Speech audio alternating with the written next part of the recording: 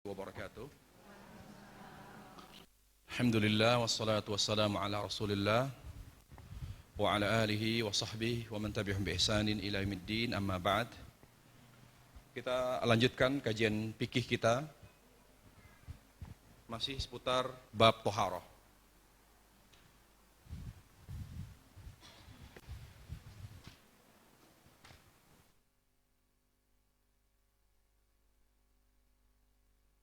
Sekarang yang kita bahas adalah adab buang hajat.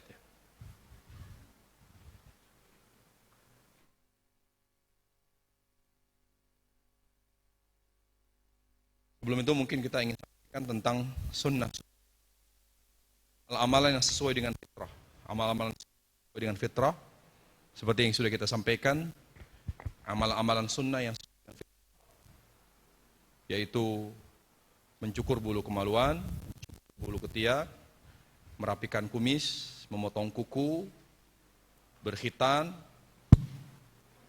bersiwak, berkhitan dan bersiwak, kemudian juga berkumur dan beristinsyak.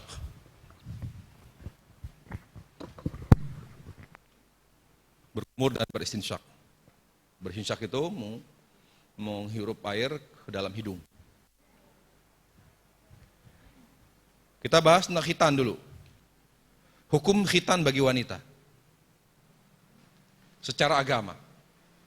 Secara medis memang dilarang. Ya. Itu sudah hukum internasional. Bayi perempuan nggak boleh dikhitan. Tapi itu nggak betul. Secara agama justru wanita, bayi perempuan itu disunahkan untuk dikhitan. Disunahkan untuk khitan.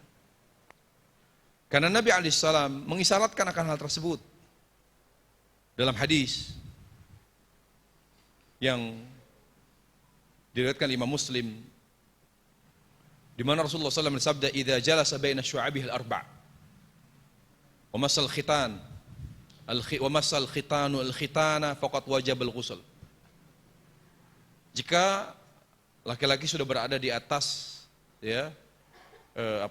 syu'abihal arba', jika dia sudah duduk, laki-laki yaitu suaminya sudah duduk di antara, berada di posisi di antara kaki dan tangannya, artinya mau berhubungan intim, wa masal khitan bil khitan, dan kemaluan suaminya sudah bersentuhan dengan kemaluan istrinya, tapi Rasul menyebut kemaluan dengan khitan.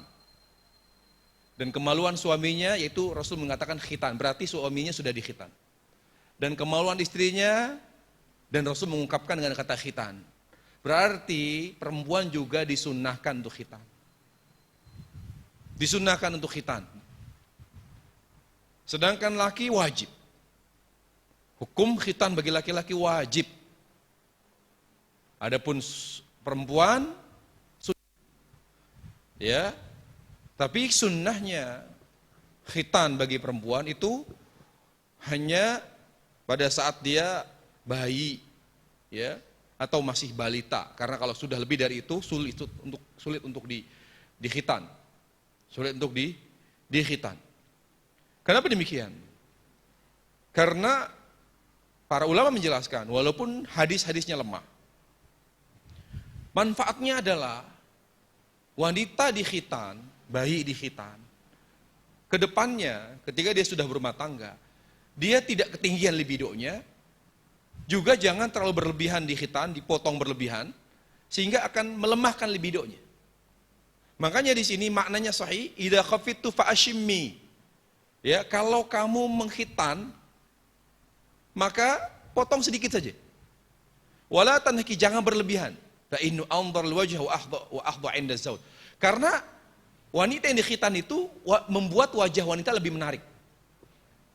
Jadi wanita yang dikhitan membuat wajahnya lebih menarik. Wa ahdha 'inda az-zawj, dan lebih disayang. Kenapa? Karena dia bisa mengimbangi kebutuhan biologi suami.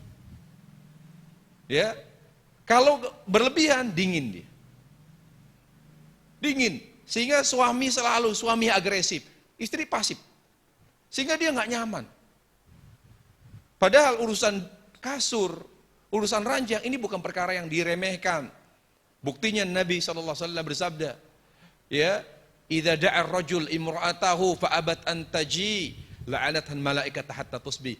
Kalau seorang istri diajak berhubungan oleh suaminya dalam keadaan apapun di malam hari lalu dia menolak dengan alasan capek, dengan alasan kurang enak badan, dengan alasan nggak ada air, dilaknat oleh malaikat sampai pagi.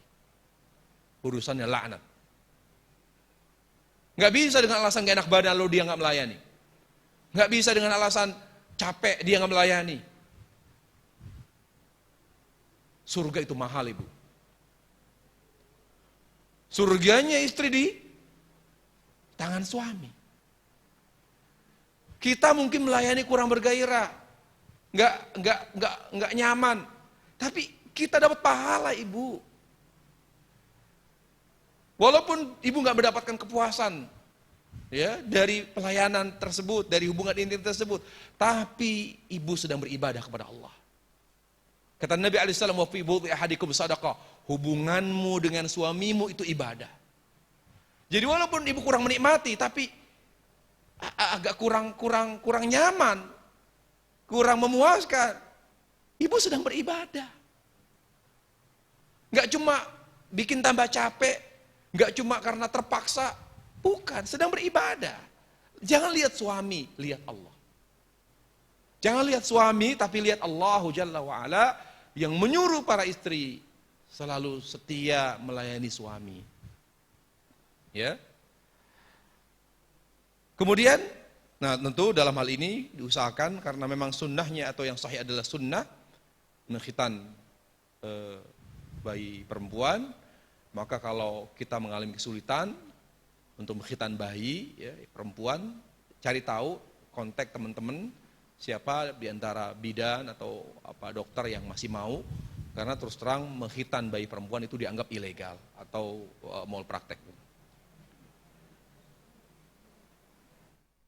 Kemudian yang sesuai dengan sunnah yang harus kita hidupkan sesuai dengan fitrah adalah bersiwak. Amalan siwak adalah amal yang berlaku bagi laki dan perempuan. Bersiwak, ya, amalan yang berlaku bagi laki perempuan. Bukan hanya untuk laki saja. Perempuan pun disunnahkan menghidupkan sunnah tersebut, yaitu siwak. Ya, disunnahkan pada momen tertentu ketika akan berwudu bersiwak. Saya lihat ibu-ibu ini banyak nggak kenal siwak. Banyak muslimah nggak mengenal siwak, nggak paham. Mungkin lebih kenal uang, lebih kenal tas, lebih mengenal perhiasan. Tapi siwak yang merupakan ibadah kepada Allah, banyak yang nggak tahu dan nggak mengamalkannya. Ibu tahu siwak, Bu, ya? Amalkan, Bu. Siwak. Dia lebih berfungsi dan bermanfaat, ya, faedahnya atau manfaatnya menguatkan gigi, Bu. Jadi dia adalah suatu akar kayu siwak. Manfaatnya itu menguatkan akar gigi, mengantisipasi gigi dari kerusakan. Jadi orang yang rajin bersiwak, dia akan punya gigi yang kuat akarnya. Jadi walaupun ibu sudah mungkin umur 70 tahun, tapi gigi ibu nggak pamit, Bu. Masih utuh, nggak pamit. Kalaupun ada giginya bukan palsu, asli, Bu. Itu kuat karena akarnya kuat. Yang kedua, dia sangat menjaga gigi dari kerusakan. Jadi orang yang rajin siwak itu jauh dari merasakan sakit gigi, Bu. Kemudian mengurangi bau, ya, bau. Makanya kata ulama ketika Rasulullah SAW bersabda, ya, man akala thawma hadza falyaqrabanna masjid hadza, barang siapa yang makan bawang putih, maka jangan sholat, karena malaikat terganggu dengan baunya, bau bawang putih. Sekarang saya tanya, Bu, lebih bau mana, bawang putih sama pete? Sama jengkol? Pete sama jengkol, Bu, ya. Lihat, makan bawang putih aja kata Rasul, kalau laki-laki nggak boleh sholat di masjid sampai dibersihkan. Kalau sikat gigi repot, ya kan, nggak semua orang bisa atau membawa sikat gigi atau odol di saat dia di safar atau dalam perjalanan. Tapi siwak kan praktis. Siwak dengan bersiwak, habis makan petek bersiwak gitu. Itu membolehkan ibu langsung sholat, Bu. Karena dia mengurangi bau mulut. Banyak manfaatnya. Nah, karena kita nggak begitu mengenal siwak, sampai nggak tahu cara menggunakannya. Kalau ibu umroh, ibu beli, Bu, siwak. Bagi-bagiin, Bu. Ya, Bu ya. Ibu pakai siwak. Ya, malu itu kan kayak laki-laki loh, itu berlaku bagi laki dan perempuan. Ya, siwak. Beli, Bu, yang bagus di Bin Daud ada. Yang siwak itu yang bagus ya agak basah. Jangan terlalu kecil, jangan terlalu besar, yang sedang. Jangan jauh. Ya. Dan jangan dimakan, cukup digosok aja ke gigi, jangan dimakan gitu. Dikunyah itu bukan kunyahan ya, bukan makanan. Iya, jadi nanti dipotong bagi depan, dikeliling itu dilepas kulitnya, lalu boleh saja misalnya dipotong-potong dulu sayat-sayat supaya dia melebar, nanti gini supaya dia mengembang gitu, mengembang. Nah, mengembang. Bisa seperti itu.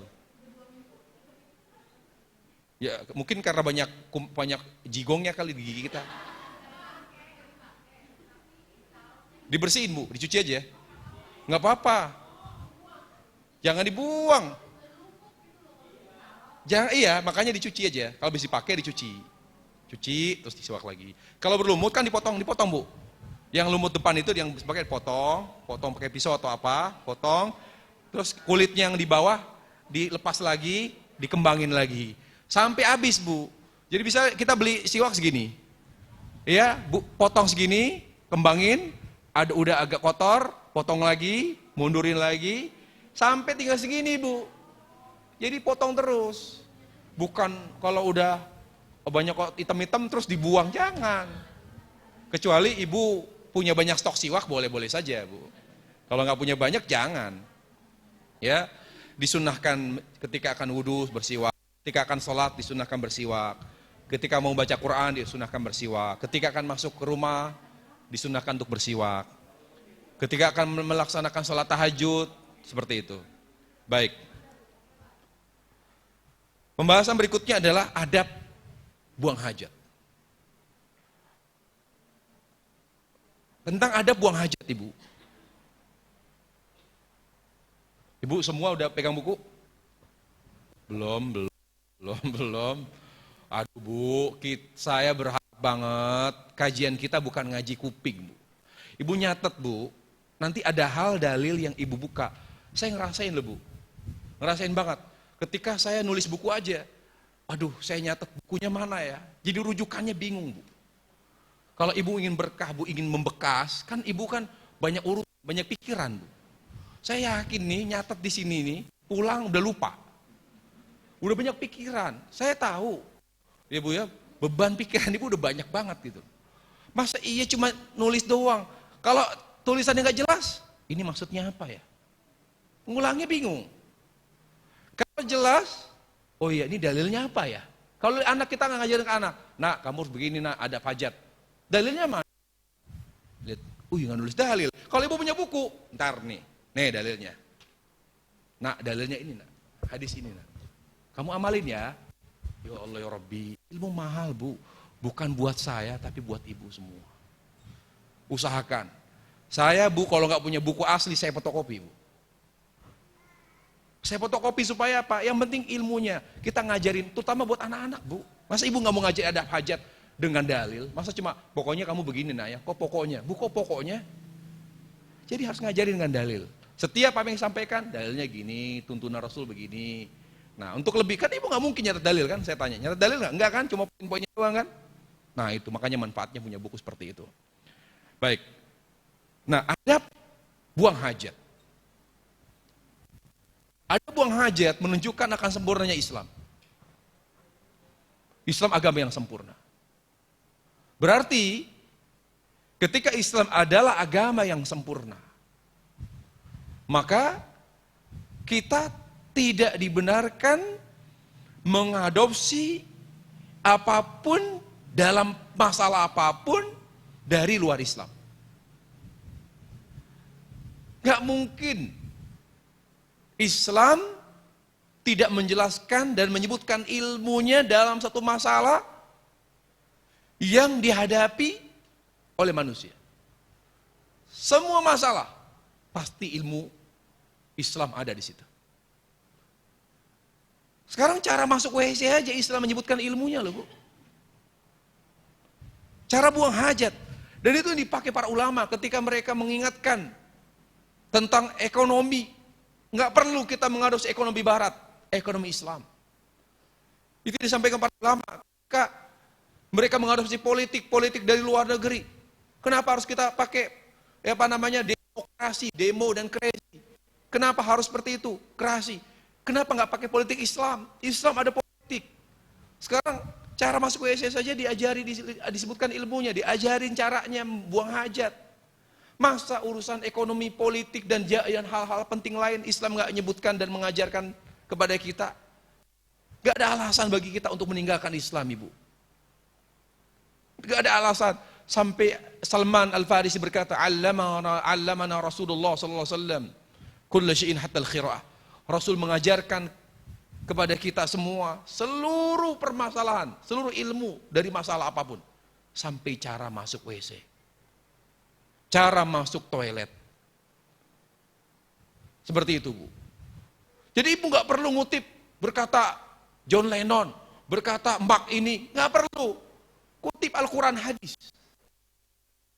Kutip sahabat yang paham betul Al-Quran, yang mengerti betul hadis Rasulullah alaihissalam. Gak perlu kita mengadopsi atau menukil perkataan siapapun. Hikmah-hikmah yang dikatakan oleh orang-orang barat, itu diambil dari Al-Quran dan hadis, Bu.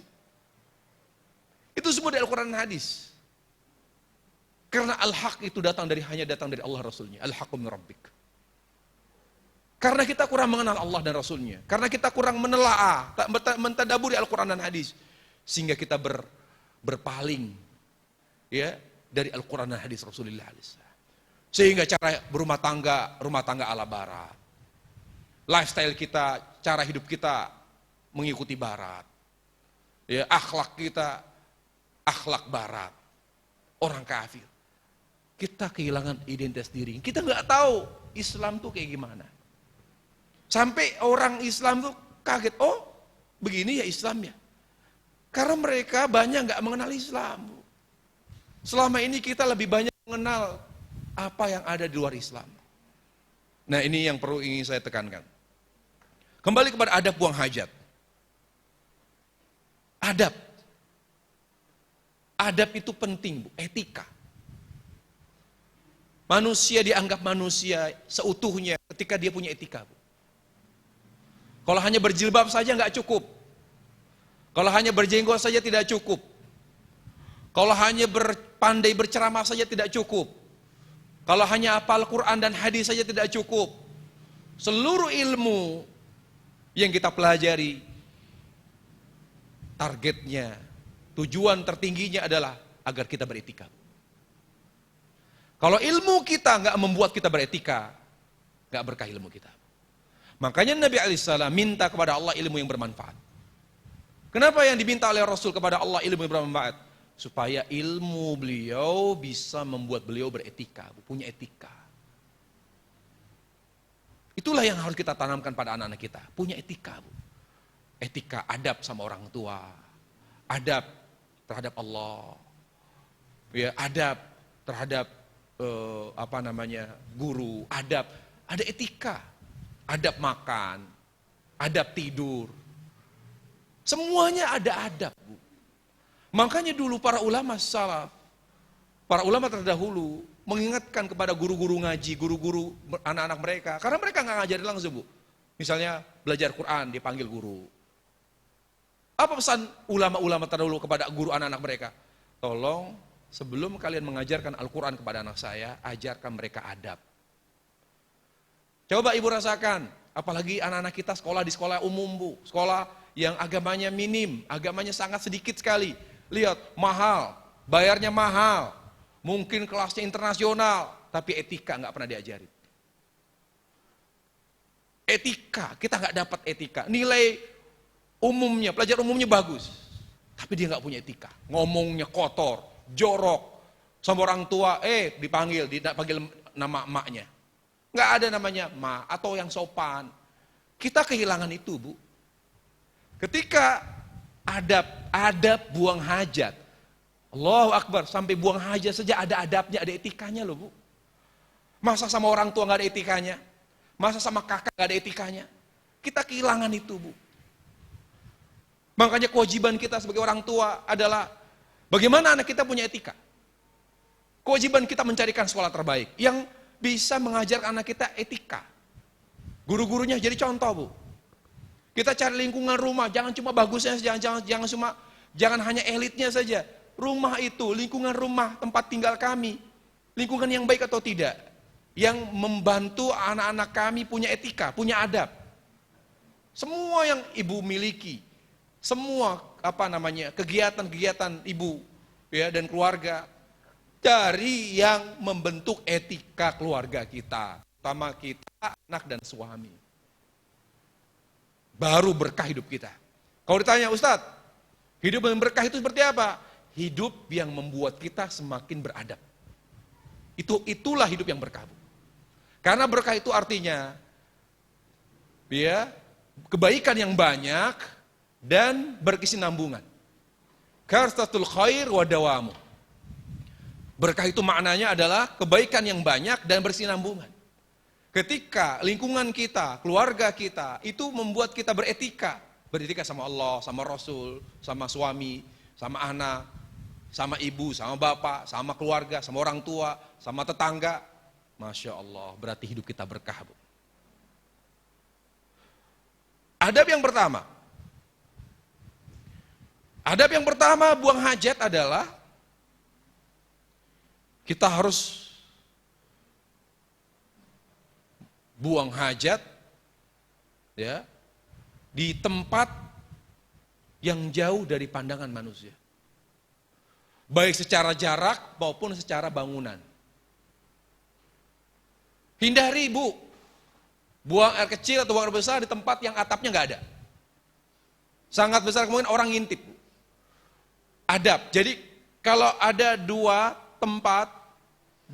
kamar mandi, yang satu pintunya nggak begitu kuat, yang satu pintunya lebih kuat kuncinya, pilih yang kuncinya lebih kuat, Bu. Ibu pindah. Ibu ya. Jadi carilah tempat buang hajat yang menjaga kita dari pandangan liar manusia, Bu. Baik secara jarak, kalau tempat terbuka ibu buang kecil, tempat yang jauh nggak ada orang sama sekali, sampai nggak kelihatan, kecil, orang tuh nggak bisa lihat dengan jelas. Atau secara bangunan betul-betul tertutup. Atapnya, pintunya dikunci, tembok, ya tertutup. Bukan hanya pandangan tapi suara. Kalau bisa jangan cuma triplek. Karena kalau kita ngeden kedengeran suaranya, Bu. Jadi kalau bisa tembok, ya Bu ya. Seperti itu. Kalau di mal-mal kan cuma dibatasi sama apa tuh? Ya kan? Kalau bisa, makanya untuk perempuan nanti pada akhirnya akan sampai kepada adab. Untuk perempuan jangan sembarangan buang air kecil, buang air besar di sembarangan tempat, Bu. Jadi jangan kebiasaan penumpang pipis, Bu. Di luar tuh jangan, usahakan kalau mau pergi pipis di rumah. Ya, apalagi ada larangan perempuan sembarangan mandi di tempat-tempat umum, Bu. Nggak boleh, karena perempuan itu aurat. Ya, itu adab. Kemudian yang kedua adabnya adalah pada saat akan masuk ke kamar mandi, ingat yang dimaksud dengan kamar mandi ini adalah kamar mandi yang menyatu dengan WC, Bu. Kalau hanya kamar mandi saja, ya, yang tidak menyatu dengan WC, nanti ada hukumnya tersendiri. Tapi untuk doa berlaku bagi kamar mandi dan WC. Membaca doa Bismillah, Allahumma inni a'udzubika minal khubuthil khaba'ith. Itu doanya. Bismillah, Allahumma inni a'udzubika minal khubuthi wal khaba'ith. Ya Bu ya. Kemudian manfaatnya apa? Manfaatnya kalau kita baca doa itu, Allah akan jaga aurat kita dari pandangan jin. Jadi jin itu tidak melihat aurat kita, Bu. Kata Nabi alaihissalam, "Sittul mabain a'yunil jinni aurati bani Adam, idza dakhala ahadukumul khala ayyaqula bismillah ayyaqulu bismillah." Jadi ketika seorang manusia masuk kamar mandi sebelumnya membaca bismillah, Allahumma inni a'udzubika min khubuthil khaba'ith, maka ketika dia berada di WC atau kamar mandi, maka auratnya dijaga oleh Allah dari pandangan jin. Dahulukan kaki kiri, masuk ke tempat yang enggak mulia, sunnahnya adalah kiri. Dalam hal ini kaki. Karena kaidah berkata, kanan itu digunakan untuk hal-hal yang baik, hal-hal yang mulia. Selainnya digunakan dengan kiri, apa itu tangan atau kaki. Kaidah. Segala yang mulia. Pakai baju kanan dulu. Sendal kanan dulu. Ya, makan kanan. Ada yang sifatnya sunnah, ada yang sifatnya wajib. Pakai baju kanan dulu sunnah. Tapi makan dengan tangan kanan wajib. Bahkan Nabi alaihissalam mendoakan orang yang kidal, ngotot, ya tetap ngotot pakai tangan kiri karena dengan alasan kidal, Rasul doakan semoga Allah potong tangannya. Ya kata Nabi alaihissalam, makanlah dengan tangan kanan, jangan makan tangan kiri karena syaitan itu makan dengan tangan kiri. Tapi jangan kita mengatakan orang yang makan setan gitu. Ya, jangan, beda, itu amalannya. Seperti itu. Ya. Jadi itu, dahulukan kaki kiri. Dan di saat kita berada di kamar mandi, Bu, jangan bicara. Tidak boleh bicara. Bahkan menjawab salam pun tidak boleh, Bu. Menjawab salam pun ditunda, ditangguhkan, Bu. Ya, Bu ya. Seperti yang dilakukan oleh Rasulullah SAW. Rasulullah SAW pernah buang air kecil, Bu. Lalu ada seorang mengucapkan salam kepada beliau. Beliau tidak menjawab. Padahal menjawab salam wajib. Tapi ketika beliau berada di kamar mandi, di WC, sedang buang air kecil. Kadang-kadang kita ini karena mungkin kamar mandinya nggak jauh dari pintu ruang tamu, kalau Assalamualaikum, aduh siapa? Waalaikumsalam, nggak boleh, Bu. Supaya maksudnya ibu ingin beritahu bahwa ada orang di rumah gitu. Itu nggak boleh. Biar dia pergi nggak apa-apa. Ya, Assalamualaikum. Aduh, ini gimana? Ya, kalau mau ibu tahan dulu, Bu. Ibu selesaiin dulu atau segera selesaikan, langsung samperin tamu. Tapi untuk menjawab salam di kamar mandi itu tidak boleh. Di WC tidak boleh. Ya. Itu adab. Kemudian tidak boleh bicara. Tidak boleh bicara. Adabnya seperti itu. Ya. Sambil mandiin anak, sambil kamu makanya sikat gigi yang benar. Ngomong gitu, sikat gigi yang benar nih, gini sikat gigi nih, gini. Di kamar mandi jangan banyak ngomong, Bu. Ngarahnya jangan di kamar mandi, di luar kamar mandi gini, kayak gini nih, sikat gigi kayak gini ya. Kamu udah ngerti kan, kamu masuk ke dalam sana. Jangan kamar mandi mentang-mentang mandiin sikat gigi kayak gini nih ya. Nih. Tuh jigong kamu masih banyak tuh. Jigong kamu masih banyak. Ya, coba nih kuping-kuping orang bersihin bersihin. Tapi anak masih 3 tahun digini-giniin. Ngomelinnya di dalam kamar mandi, enggak boleh, Bu. Itu tidak beretika, tidak beradab. Kasih arahan di luar kamar mandi. Setelah ngerti baru masuk. Mungkinkah ibu mau mandi bareng sama anak umur 2 tahun, 3 tahun. Ya, apalagi itu anak perempuan. Boleh, tapi jangan ngomong di kamar mandi.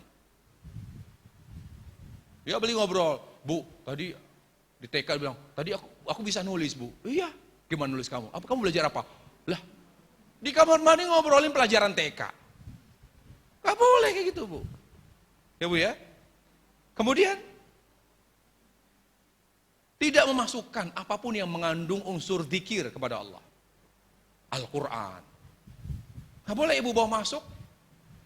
Misalnya di luar sana, ibu bawa Al-Quran, ibu taruh, ya, dimasukin takut hilang misalnya. Kalau memang terlanjur bawa Al-Quran, maka kalau ingin kita nggak kehilangan Al-Quran atau apapun itu yang mengandung zikir, taruh di tempat tertutup. Misalnya ibu punya kantong di baju gamis, taruh di kantong. Ibu masuk kamar mandi, boleh. Kata ulama, kalau yang ibu bawa mengandung zikir kepada Allah Jalla wa'ala, lalu masuk ke WC, maka sebelum masuk taruh di kantong, di tempat tertutup, apakah di tas yang kita bawa atau di kantong tertutup. Jangan taruh di atas sini deh, WC di atas bagian belakang taruh di situ. Ya Bu ya, seperti itu. Kemudian adalah yang berikutnya adalah jangan menghadap kiblat dan membelakanginya, Bu. Buang hajat jangan menghadap kiblat. Kalau di sini kiblatnya arah mana nih? Sini. Miring ya. Miring begini. Ya, kalau kita mendapati WC itu agak miring, maka kitanya harus pandai-pandai menghindar, Bu. Karena tidak boleh buang atau pipis. Kalau WC mungkin susah ya. Kalau pipis itu main pipis jangan ke belakang. Padahal kita langsung menghadap kiblat, Bu.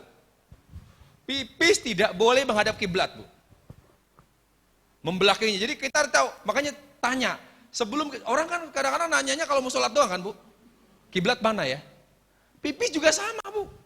Ibu pipis, maaf bisa numpang pipis nggak boleh. Kiblat sebelah mana gitu. Ternyata ibu pipis pengen pipis ke sini. Artinya menghadap kiblat, itu nggak boleh. Ya, pipis, buang air kecil dan buang air besar tidak boleh menghadap kiblat. Hadisnya adalah kata Nabi alaihissalam, "Idza ataitumul ghaid," jika kalian buang air besar, Rasul mencontohkan buang air besar, fala tastaqbilul qiblah, jangan menghadap, jangan juga membelakanginya. Tetapi arahkan diri kalian ke arah yang lain. Itu adab. Adab berikutnya adalah gunakan air, Bu. Jangan pakai yang lain kalau ada air. Ya, saya pernah tanya seorang ibu, Ustaz, memang pakai air. Loh, memang kenapa, Bu? Kalau saya agak gimana ya, kotor kalau pakai air, berantakan, becek gitu. Enakan pakai tisu. Loh, Bu, adab itu pakai air, Bu. Kalau ada air, gunakan, ya jangan gunakan yang lain, air.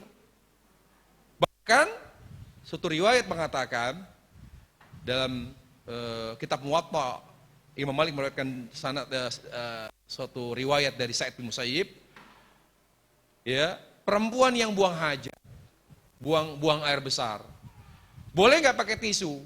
Kata Sa'id, boleh nggak pakai batu? Kata beliau, innama dzalika wudu. Selama masih ada air, pakai air. Karena itu ibarat wudunya perempuan. Bu, perempuan tuh risih, repot, Bu. Bayangkan perempuan pakai batu. Kalau bisa pakai air, ada tisu pun jangan pakai tisu, Bu. Walaupun boleh, sah, suci insya Allah. Tisu bisa menggantikan atau apapun yang misalnya bisa menggantikan air. Tapi kalau masih ada air, pakai air, Bu. Selama masih ada air. Kalau dia kebiasaan, tapi saya kebiasaan karena saya besar di Eropa, jadi saya nggak pernah pakai air, pakai tisu. Rubah kebiasaannya. Biasakan dia bersuci dari buang air besar dan buang air kecil dengan air. Itu adab. Sampaikan, Bu, ya, bagi teman-teman yang besar di Belanda, besar di Eropa, teman-teman begitu, pakai air itu lebih afdal bagi perempuan karena dia ibarat wudu bagi wanita. Kemudian ada berikutnya. Ada berikutnya adalah jangan cebok atau bersuci dengan tangan kanan, Bu. Bahkan garuk pun tidak boleh tangan kanan, tangan kiri. Prinsipnya adalah tangan kanan kita tidak boleh menyentuh kemaluan. Kata Nabi alaihissalam, ya, beliau memberikan contoh buang air kecil, kata beliau, idza bala hadukum fala yamussu dzakarahu biyamini. Jika salah seorang di antara kalian sedang pipis, sedang buang air kecil, jangan memegang kemaluannya dengan tangan kanan. Wala yastanji biyamini, juga jangan cebok atau bersuci dari buang air besar dengan tangan kanan. Megang itu nggak boleh, dengan tangan kanan nggak boleh. Itu etika. Haram nggak Ustadz? Kalau bicara Rasul melarang, berarti itu larangan. Larangannya makruh atau haram? Larangannya insya Allah makruh. Yang sahih dia makruh. Jadi nggak berdosa. Tapi makruh, Bu. Tercelah kita kalau melakukannya. Jadi kalau kita garuk, tangan kiri usahakan. Jangan tangan kanan. Jadi kanan ini nggak boleh kenal kemaluan kita. Yang tahu, yang berhubungan selama ini, yang berkomunikasi banyak dengan kemaluan kita hanya tangan kiri saja, Bu. Ya Bu ya, prinsipnya dia nggak boleh ada komunikasi dengan kemaluan kita. Tangan kanan, yang boleh berhubungan dengan kemaluan kita hanya tangan kiri, apapun kebutuhannya. Apapun kebutuhannya. Misalnya luka, kita mau obati tangan kiri. Atau gatal, tangan kiri, semua tangan kiri. Karena berkaitan dengan kemaluan tentu bukan sesuatu yang mulia. Kemudian ada berikutnya adalah jangan buang kecil dan buang besar di tempat umum. Tempat umum. Ya Bu ya, biasa ini laki-laki Bu yang melanggar Bu. Main pipis saja di pohon rindang, pipis akhirnya orang untuk ini bawa pesing siapa nih? Dilaknat orang itu jadi. Ya, makanya Nabi menyebutkan apa? Tempat-tempat umum itu kalau kita sembarangan pipis atau buang, apalagi buang air besar, itu menyebabkan orang mengutuk kita, Bu. Makanya Rasul mengatakan ittaqul la'inain. Jangan sembarangan buang hajat, buang air kecil dan buang air besar. Lalu sahabat bertanya, qalu wa mal la'inan ya Rasulullah? Apa dua tempat yang membuat orang itu dikutuk oleh orang lain, oleh masyarakat ya, secara umum? Apa itu ya Rasulullah? Qala alladzi yatakhalla fi tariqin nas, yang sembarangan pipis atau ya terutama pipis di jalan, Bu. Di tempat umum. Ya di taman, Bu, di pinggir taman. Saya pernah, Bu. Suatu ketika saya pengen beli pengen cari makanan ringan lah. Ya, yang hangat, yang dingin-dingin, panas waktu itu. Ya, deket taman. Wah, enak nih taman. Saya berhenti. Baru turun, pesingnya gak jadi naik lagi, berangkat lagi saya. Orang tuh jadi gimana ya? Gak berselera, mau makan apa? Mau minum apa di sini ke taman tapi pesing. Masya Allah. Ada wilayah-wilayah, makanya ibu kasih tanda Bu, wilayah Jakarta yang mau pesing mana saja. Ibu harus tahu supaya ibu nggak ke sana, Bu. Ya Bu ya. Tapi saya nggak enak menyebut nama wilayahnya, nggak enak lah. Ibu sendiri cari sendiri. Jadi jangan sembarangan, ya Bu ya. Maka anak kita pun begitu, Bu, ajarin. Mentah-mentah anak kecil, udah kamu di situ aja. Kalau di got yang ngalir airnya boleh. Tapi kita ibu bisa pengen pipis. Pipis di mana kamu ya? Di situ tuh, tembok itu, kamu pipis itu. Ibu ini ibu yang nggak bener ini. Kata Nabi alaihissalam, jangan kalian sekali-kali buang air besar atau buang air kecil di tempat yang biasa dilalui oleh manusia. Biasa didatangi oleh manusia, oleh orang. Yaitu jalan dan tempat mereka duduk, tempat mereka bercengkrama, Bu. Pipis di pos. Pipis misalnya di taman, di pohon yang biasa mereka gelar tikar, wah enak adem nih, rindang. Kok bau pesing? Ini kurang ajar nih pipis barangan nih. Mending ngomongnya enak, ngomong semua omongan kasar, omongan kotor disampaikan kepada orang yang pipis sembarangan tersebut. Ya, nah itu adab. Kemudian apa lagi? Ada berikutnya adalah kita tidak boleh buang air kecil di kamar mandi yang tidak menyatu dengan WC, Bu. Kalau ada rumah, kamar mandi dan WC-nya terpisah, maka ibu di kamar mandi itu hanya mandi saja. Tapi pipis ibu harus kamar mandi di WC, Bu. Dilarang, dimakruhkan buang air kecil di kamar mandi yang khusus hanya untuk mandi dan gak ada WC-nya. Kan ada gitu, Bu. Kalau itu hanya kamar mandi, gak ada WC-nya, ibu tidak boleh buang air kecil di situ. Jadi kalau cuma pengen buang kecil, ke WC dulu, Bu.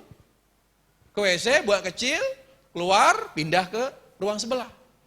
Ke tempat yang hanya untuk mandi. Dalilnya adalah kata Nabi alaihissalam, ya dalam hadis, nah Rasulullah sallallahu alaihi wasallam ayyabul ar-rajul fi mughtasili. Rasulullah sallallahu alaihi wasallam melarang ya seorang laki-laki, beliau mencontohkan laki-laki untuk buang air kecil di tempat yang hanya untuk mandi. Jadi kalau tempat itu hanya untuk mandi, kita tidak boleh buang air kecil di situ. Ya Bu ya, berarti kita hanya boleh buang air kecil di kamar mandi saja. Itu kamar mandi yang atau WC saja. Kalau kamar mandi itu menyatu dengan WC boleh. Tapi kalau hanya untuk kamar mandi tidak boleh. Hanya untuk mandi saja tempat itu, kita tidak boleh buang air kecil di situ, itu dalilnya. Kemudian tidak boleh buang air kecil di air yang tidak mengalir, Bu. Kalau got itu mampet, gak ngalir, anak kita juga gak boleh kita suruh pipis di situ, Bu. Ya Bu ya, air yang tidak mengalir itu tidak boleh menjadi tempat air kencing kita, gak boleh. Ya, kalau ada dua tempat, ya, antara kamar mandi yang berlantaikan keramik dengan kamar mandi atau WC dengan tanah, ada tanah, ibu pilih tanah karena nggak nyiprat, Bu. Jadi adabnya kalau kita buat kecil, perempuan tolong angkat betul, jangan sampai kalau dia pakai keramik, pakai lantai, pakai keramik, maka betul-betul hindari jangan sampai nyiprat, Bu. Ya Bu ya, betul-betul nyiprat hindari. Jadi kita harus angkat betul, dipastikan agar air kencing kita atau pipis kita tidak nyiprat ke baju kita, tidak mantul ke baju kita. Dan itu adabnya, kita harus perhatikan masalah itu. Sampai sini ada pertanyaan? Ada yang kurang jelas? Sebelum kita, Oh, baik, ada pertanyaan? Ada yang kurang jelas? Silakan. Yang mau bertanya? Silakan, ada yang mau tanya. Iya, silakan Bu.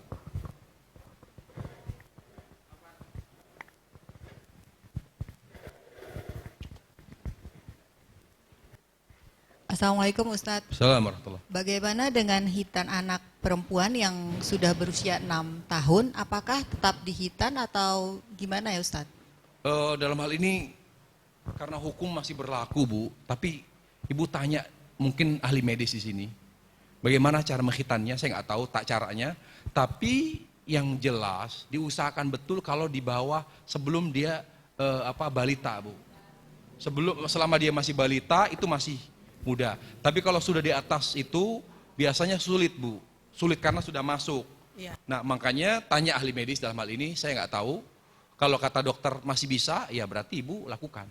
Tapi tetap, kalau masih bisa tetap dilakukan hitan ya Ustadz? Karena masih berlaku Bu, hitan masih berlaku bagi perempuan berapapun umurnya. Tapi kenapa disebutkan balita? Karena masih muda Bu. Apalagi baru lahir langsung dihitan. Ya. Itu lebih mudah. Ya, Begitu. kasih Ustadz ya. Baik. Iya, silakan. Assalamualaikum warahmatullahi wabarakatuh.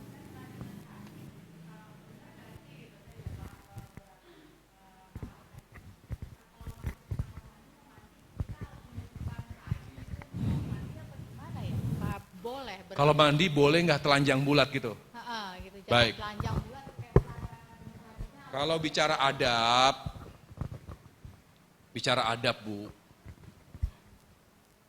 artinya kita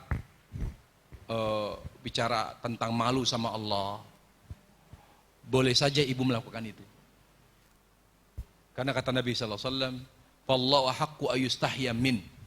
Kita ini harus lebih malu sama Allah. Ibu ya, contoh Uthman. Rasulullah SAW ketika Abu Bakar masuk, pahanya kelihatan, diam Rasul. Umar masuk, datang masuk, diam. Pahanya kelihatan Rasul. Tapi ketika Uthman masuk, langsung ditutup. Lalu kata Aisyah, ya Rasulullah, saya ngeliat kamu kok aneh gitu. Paha kamu itu kan aurat. Kelihatan Abu Bakar kayaknya kok dibiarin. Ya, mungkin nggak dibiarin, tapi mungkin beliau sibuk melakukan hal yang lain karena beliau nggak mungkin perlihatkan aurat ke Abu Bakar atau Umar. Tapi mungkin dia sedang beralih ke perhatian beliau ke yang lain. Tapi ketika Uthman, ini orang yang sangat malu sama Allah. Langsung dia ingat, Rasul ingat, langsung dia tutup. Lalu kata Rasul, ya Aisyah, kenapa saya melakukan hal itu? Bagaimana saya nggak malu sama Uthman? Malaikat saja malu sama dia.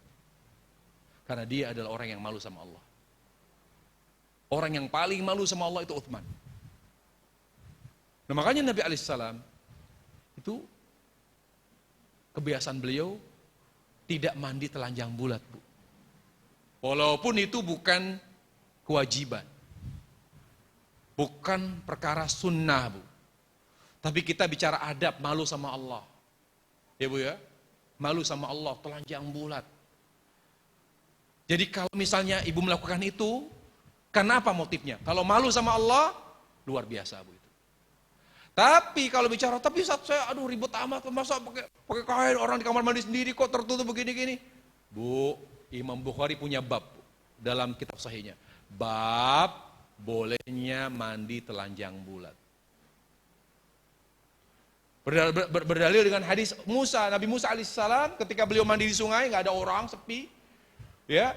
Kemudian dia lepas bajunya, dia telanjang, dia taruh di batu. Batunya jalan Bu. Batu, kata dia, sini, itu baju saya. Apa kata Imam Bukhari? Lihat, Musa telanjang. Bab bolehnya mandi telanjang. Jadi kalau ibu bicara boleh, nggak apa-apa Bu, kebiasaan kita mandi telanjang nggak apa-apa. Ya Bu ya. Nanti tak khawatir suami bilang, ribet amat kamu mandi pakai kain ini, mau kawin aja kayak mau dimandiin air tujuh sumber air apa gimana. Udahlah, daripada fitnah, ya udah telanjang. Apalagi ibu mandi bareng sama suami, ya Allah. Biasain Bu. Mandi bareng, udah malu Ustaz, udah kakek nenek. Lu nggak apa-apa, justru tambah kakek teman-teman tambah mesra Bu. Lihat Nabi. Nabi ditanya Bu. Ya Rasul, engkau pernah mandi bareng nggak sama istri? Apa kata Rasul? Tanya sama ini. Di sebelahnya Aisyah, tanya sama ini. Kata Aisyah, oh Rasul tuh paling jago mandiin saya. Ibu pernah nggak mandi sama suami? Ribet Ustaz, udah punya anak 5. Jangan Bu, mau 5, mau 10, mau 12, mau 20. Jaga romantis Bu. Mandi sama suami. Bang, udah lama nggak mandi bareng, mandi yuk. Oh kamu kayak apa aja? Loh, sama suami sendiri kok kayak ribet, risih, kenapa sih? Sama suami sendiri ini kok. Ya kan, supaya suami nggak kawin lagi Bu. Itu tipsnya juga, salah satu caranya Bu. Ya kan? Seperti itu. Ya jelas Bu ya. Jadi boleh ibu nggak apa-apa mempertahankan kebiasaan mandi telanjang bulat nggak apa-apa. Tapi jangan lupa baca doa tadi. Bismillah ya Allah, supaya jin nggak melihat kita, aurat kita. Tapi kalau mau mandinya pakai kain ditutup gini, silakan aja. Boleh. Ya Bu ya. Tapi kalau misalnya kita pulang kampung, di situ ada sungai. Apa yang namanya kita pakai kain doang, nggak boleh Bu. Orang kampung Bu, ya Allah ya Rabbi, keluar dia lewat laki-laki pakai begini doang, ini nggak bener ini. Itu boleh kalau di luar di ruangan tertutup. Lah kalau di tempat terbuka aja begini, ada pandangan orang, lah ini mbak ini maunya apa sih nih? Kok pakai kain doang? Gak boleh, haram. Itu aurat, itu gak boleh. Ya, seperti itu. Baik, sudah zuhur Bu ya. Baik, kita akhiri majelis kita dengan kapan baik. Subhanakallah bihamdik, asyhadu an la ilaha illa anta, astaghfiruka wa atubu ilaik. Assalamualaikum warahmatullahi wabarakatuh.